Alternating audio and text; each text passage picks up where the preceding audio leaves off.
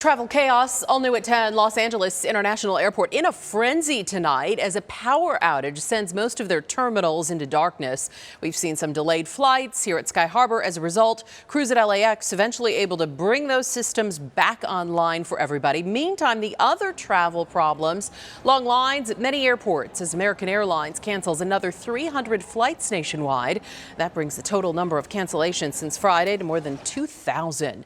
Many of those right here in Phoenix. Staffing shortages and bad weather getting the blame for this one. ABC 15's Cameron Pullum live at Sky Harbor Airport for us. And Cameron, you spoke with those directly impacted by this. Yeah, unfortunately for the folks we spoke with, they made it all the way to the gate only to find out their flight wasn't happening. So far, 41 flights have hit the red here on the big board in the last 24 hours. I am frustrated and I'm ready to sit down. Just very inconvenient, very upsetting. I walked up to the gate about 30 minutes, 20 minutes before we were going to board, and it canceled. Hundreds of passengers feeling the pain of flight cancellations. The Baker family in town for a wedding, scheduled to return home to Indianapolis Monday evening, soon hit with the bad news.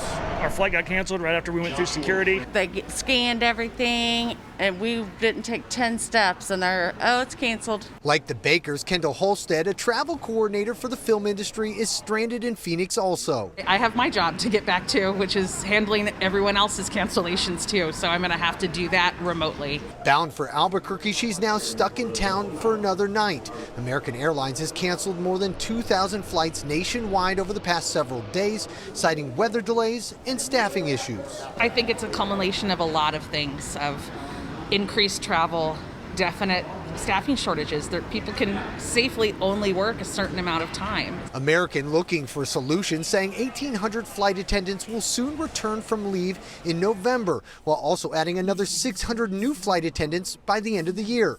The airline is also looking to hire thousands more workers, from pilots to flight operations. It's been a real mess. It's been going on for months. So what about those Thanksgiving plans? As these issues get ironed out, ABC 15's Joe Ducey says there are little tips you can try to make potential problems a bit easier to navigate. I would book through the airline instead of booking through a third party, because too many times I've seen just a lot of confusion if you're booking with someone other than the airline trying to get back on another flight. The second thing I do is I'd look for flights that are earlier in the morning than you would typically fly, because you have more options in case you're bumped. Now, if your flight is canceled, the airlines are obligated to offer you a full refund, and it never hurts to ask for vouchers for hotels or food if you're stuck overnight. The Baker family on their way back to Indianapolis, they are rebooked for a morning flight, but the hotel and their taxi service back to the airport in the morning now on the airline tonight. I'm Cameron Pullum, ABC 15, Arizona. Cameron, thanks. And Cameron talking with those having trouble getting out of Phoenix. But new at 10, we're also hearing from Arizonans running into issues getting back into our state. Gary and Tammy Lyons had been trying to get out of Virginia. They were caught up in the American cancellations. They eventually booked a flight with another airline. Gary's a doctor, had to get home to see some of his patients. I'm also a pilot. I like to fly, so I'm on the flight to where I know what's going on. There's no ATC difficulties, so people can get in and out. It's what's going on.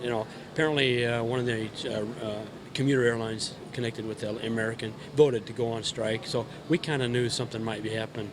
Dr. Lyons also believes the recent staffing shortage is due in part to COVID vaccine mandates, a developing situation that we'll be watching for you as we get closer to the holidays.